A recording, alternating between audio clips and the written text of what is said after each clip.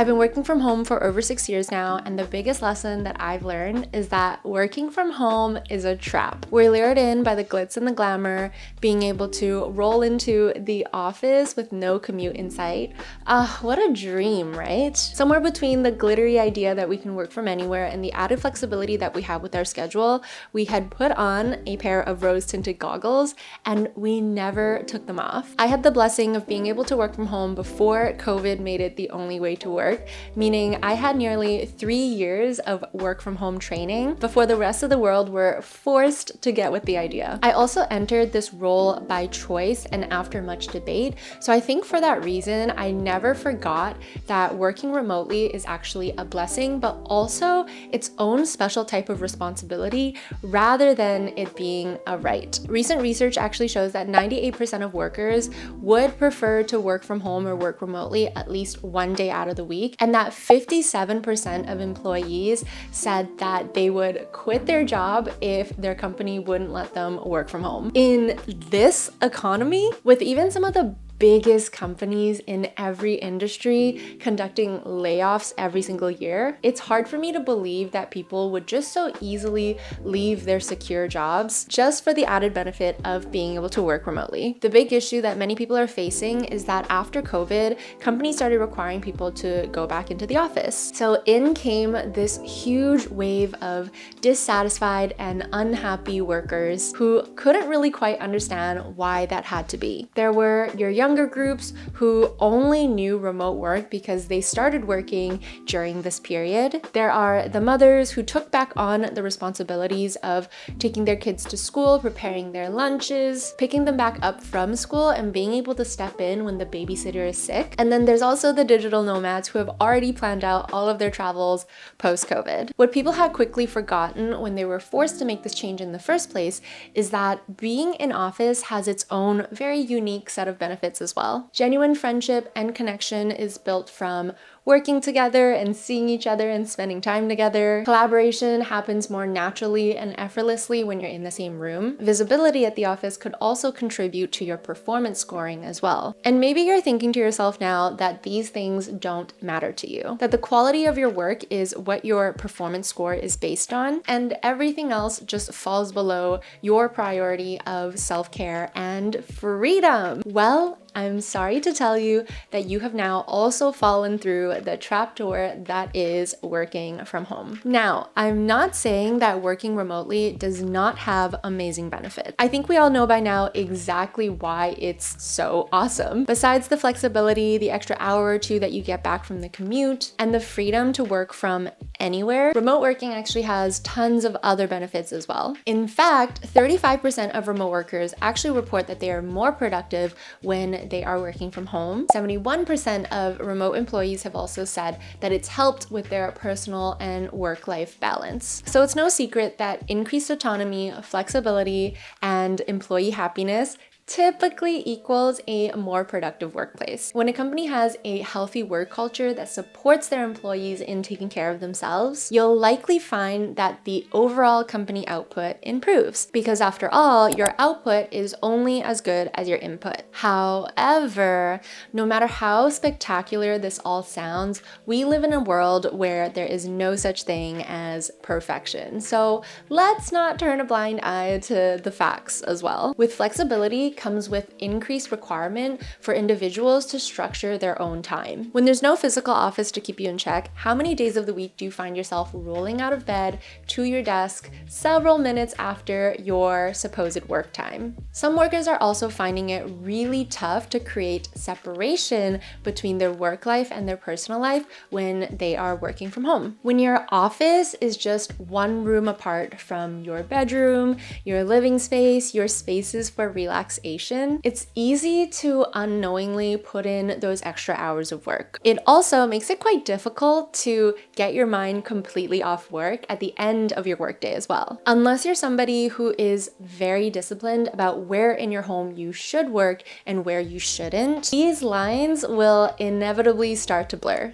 Looking at the stats again, 69% of remote workers have also reported that they have increased burnout due to digital communication tools. We already live in this world of hyperconnectivity and things being constantly on. Like, we literally wake up to a barrage of emails and notifications and messages that have flowed in overnight. So it's one thing to choose to use digital communication tools to connect with the people that you love the most, but it's another thing entirely when you're forced to use them for work. Hands up if you have your work email, Slack, or any other digital communication tools that you use for work downloaded and logged in on your phone. Do you turn all of these off at the end of your workday? When you start to let these little things blur the lines, like having your work apps on your personal phone, it becomes nearly impossible to fully disconnect. Another aspect that has become a huge issue is the disconnection that we are feeling from other humans. Like I mentioned, besides it being tougher to form genuine relationships with people that we work with when we only communicate with them digitally, it becomes tougher to collaborate as well. You'd be surprised how typical miscommunication can be when you're unable to read somebody's body language or facial expressions when you're having a meeting with them. Yes, video calls can help, but I genuinely don't think that it can fully replace the experience of working with somebody face to face. As humans, we have learned to read between the lines and use our emotional intelligence to guide us, even when it comes to work. So really, is it even a surprise that sitting in front of a screen all day communicating to your coworkers doesn't facilitate good communication and connection? Research has also shown that Americans have been struggling with loneliness far before the pandemic ever came around. In fact, it was such an issue that it was announced to be a major health burden of the country. So you can imagine the sudden switch to full remote working only exacerbated that issue further. Yes, you can see your friends after work or even schedule co-working days with people you know or in a co-working space. But the truth of the matter is, unless you're doing that every single day, you are still isolated for the majority of your week. Missing out on these minute opportunities to connect with other humans, like when you're all gathering around a microwave to heat up your lunch, or when you pass each other in the hallway, or when you visit your coworker's desk, might seem like it's insignificant and a small matter, but it snowballs into months and months of added loneliness in our lives. For those younger workers who never really had the opportunity to experience working in an office, imposter syndrome is also becoming more and more of an issue. We're constantly unsure of our performance because we're not receiving the same level of natural validation as we typically would in an office. Coworkers aren't dropping by to see what you're up to. Your managers can't visibly see the number of hours that you're putting into your work. And we're no longer getting that satisfying pat on the back when we're doing something well. This lack of natural validation, mentorship, and approval has created this interesting gap between what we are actually achieving and learning versus what we think we can do and our perception of our abilities in the workplace. Not only does this affect us personally and mentally, that lack of visibility when it comes to remote working has also affected the efficiency in which employees are being recognized for their work and fairly compensated for it. One of the biggest issues that I faced early on in my job was the inability for my coworkers to see the value of what I do. Given I was the first marketing hire at this startup, so I was the only marketing girly in a room of 16 developers. So imagine explaining to that crowd the importance of brand awareness and social media and letting it all shine through in our content. Thankfully, my CEO and my manager at the time understood the importance of my role. Otherwise, I'm not sure I could have ever convinced this group that my entry-level communications role wasn't useless. When you're not physically seen organizing projects, communicating with other departments, and working on completing tasks, it's easy for managers and directors to forget about how the work is being done. When you work in a digital environment, it's easy to just look at the final product and forget how much work actually goes into creating that end product and who exactly has spent the most time and effort into it. So even if you're handing in your work diligently and on time, they're still missing out on those contextual cues that really show them and remind them that you are an exemplary employee. So with all of these aspects working against us, how can we make the best out of working from home if that's where we are now, or if that's still what we choose to go after? Here's what I learned from my personal experiences of working remotely for the last 6+ years. The first, and what I think is the most important thing to implement, is to make sure that you are working under a schedule or that you have routines in place. I was really lucky that my daily schedules before I started at this job felt like a natural transition into my workday. While I was in school for 8 hours a day, I was also working part-time 3 to 4 days out of the week. So I would wake up at 6 a.m. to get to school, have my full day of lectures and studying, and then immediately head to my job afterwards so that I can make my 6 p.m. to close shift. Although school and my part-time job provided me lots of structure, what it actually taught me was how to properly manage my time so that I can do both. But it really solidified that habit into my life of being able to effectively manage my time day after day. So when I finally started my work from home role, aka my career, I was easily able to transition my preset internal alarm clock to ensure that I had a healthy routine even though I was working from home. Waking up at 6 allowed me to fit in some self-care time as well as tackling some distracting domestic tasks such as laundry or some tidying. This preparation routine really allowed me to focus better during my actual working hours, which were 8 to 4. And this overall schedule actually just felt easier in comparison to my 8 hours of school and then my night shifts working retail. It's easy to waste time and actually lose productivity when you don't set a structure or schedule for yourself, and that seems to be the issue that a lot of people are facing when it comes to working remotely. So yes, you have all this flexibility, but make sure that you create some sort of a structure within your day so that you can build in the habit of focus and productivity. My second tip is to actually get dressed and get ready as if you're going into the office.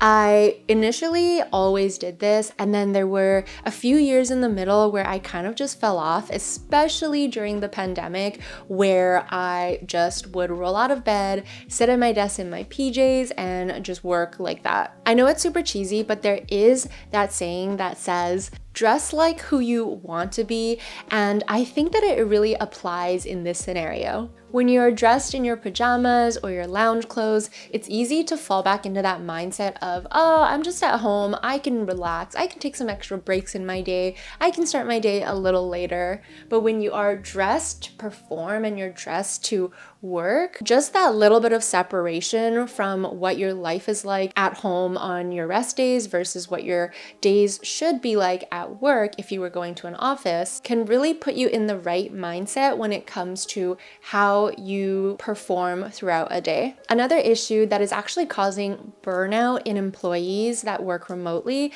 is not moving their bodies throughout the day. Again, it's super easy to fill up your additional time and flexibility with other tasks that are related to your domestic environment. So instead of using that lunch break to go for a walk, grabbing a coffee, you are eating lunch and then you're doing laundry or you're tidying or you're reorganizing. And although this may be productive to your overall life, you have to remember that closing your stress cycle is what's going to help you become more productive and maintain that productivity and efficiency for longer. I learned about the stress cycle in Emily Nagoski's book, Burnout, and she essentially talks about how even though we have physically removed ourselves from the stressor, our body actually has not yet processed that flight or fight response that comes in when we are stressed about something. And so that natural reaction in our body builds and builds and builds,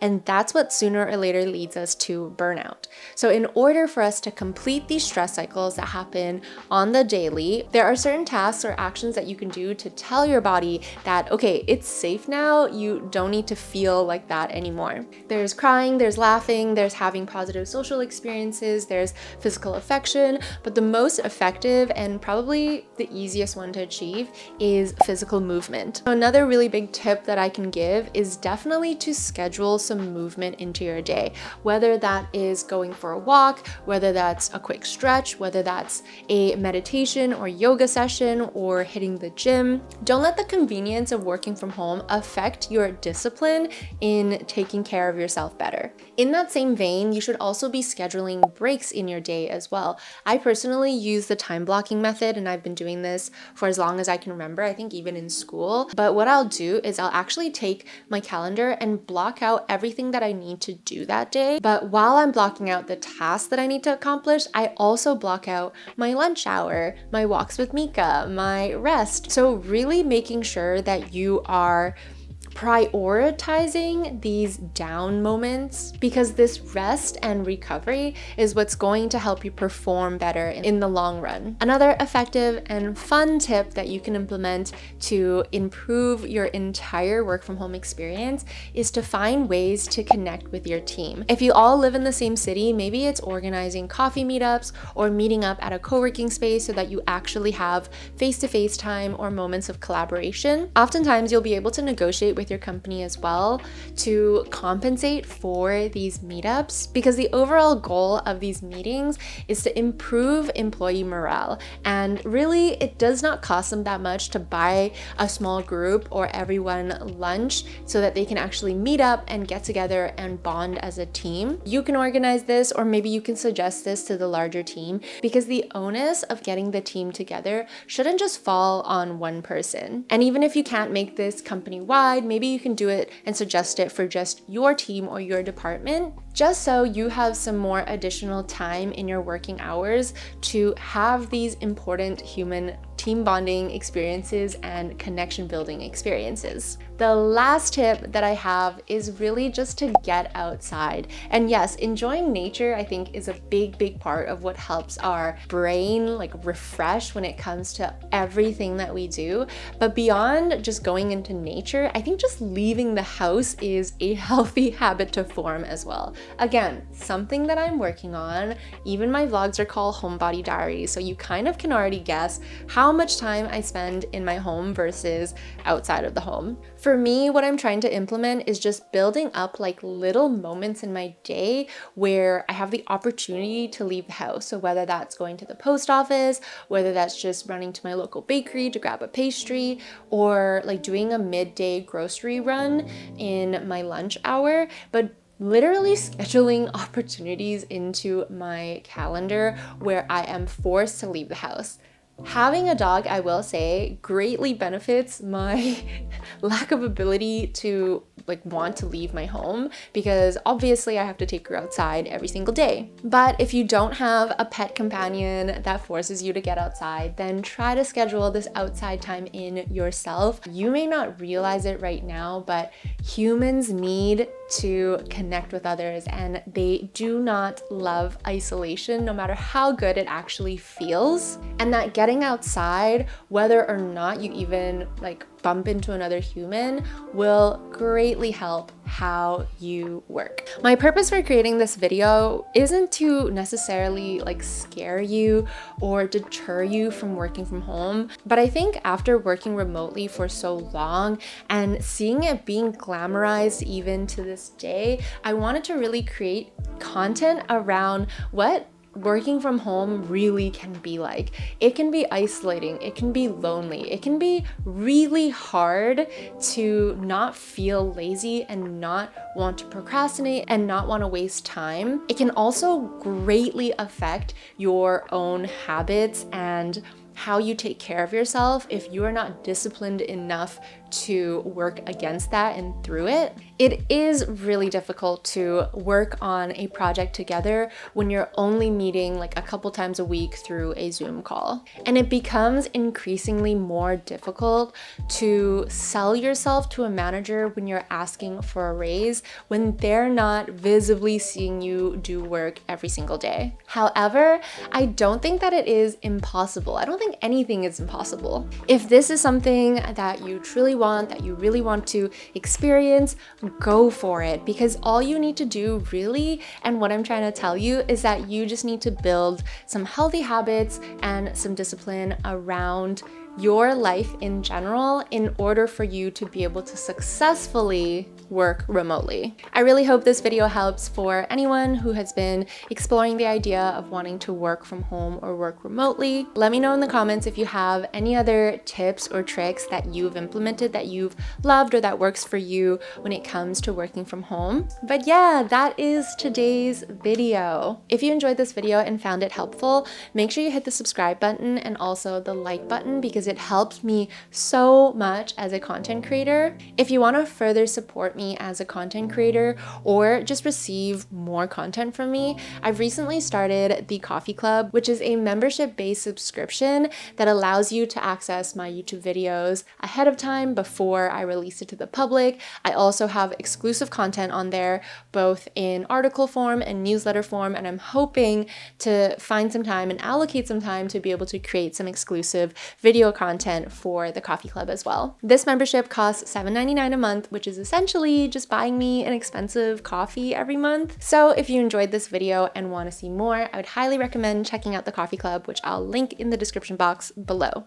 Other than that, thank you so much for watching today's video. I hope you're having an amazing day wherever you are in the world, and I will see you in my next video. Bye!